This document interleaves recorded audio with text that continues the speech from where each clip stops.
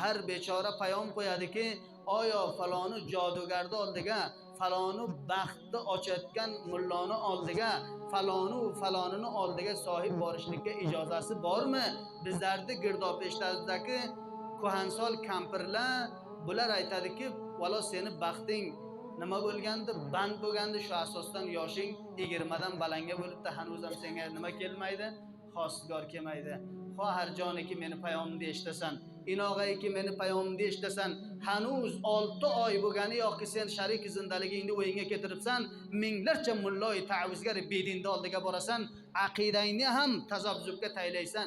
Nima uchun aytmaysanki, u zot xoliq yakto, avlod menga bitigan bo'lsa, bu avlod xohlasam ham dunyoga keladi, xohlamasam ham dunyoga keladi.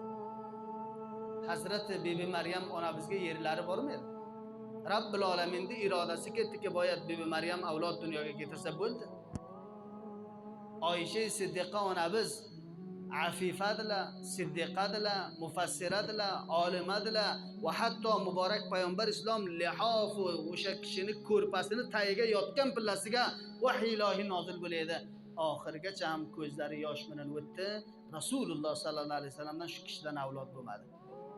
Irodai Allohi mutaol ketgani yo'q ekan, qazo va qadar ilohi ketgani yo'q ekan, hammasi rozi bo'lib o'tdi. Bu ma'no emaski, gunoh savoblarga bizlar nima qilsak, qo'l uzatsak, valo bizlarga nima bo'lmadi? Avlod bo'lmadi. Bir ma'no.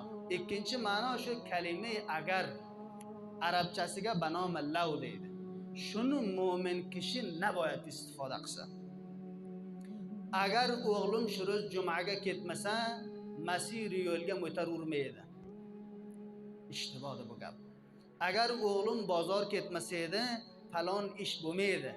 Agar otaginamni shu mazor sharifdan intiqol bersam edim, Toshkentda Termizga otaginam shunday bo'lmaydi.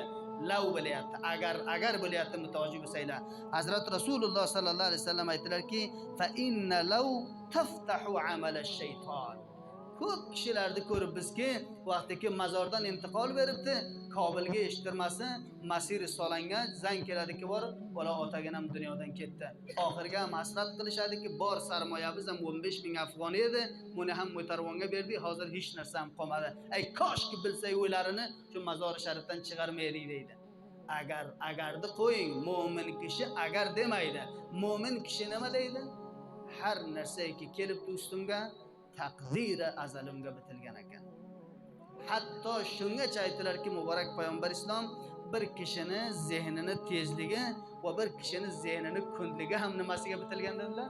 Taqdiri azaliga. Matn Qur'onga aytadiki, vaqtiki mo'min kishiga musibat kelgida bo'lsa, mas'uliyati boshqa hech narsa emas. Bir kalima boyda aytsa, nima desin? Inna lillahi va inna ilayhi rojiun. Ma'nosi ham shudiki, bizlar hamma biz Rabbil olamindan biz, maxluq Rabbil olamin biz va inna ilayhi rojiun. Va shu kishiga bas bizlarning rujuvimiz ham borayotganimiz ham shu narsadir.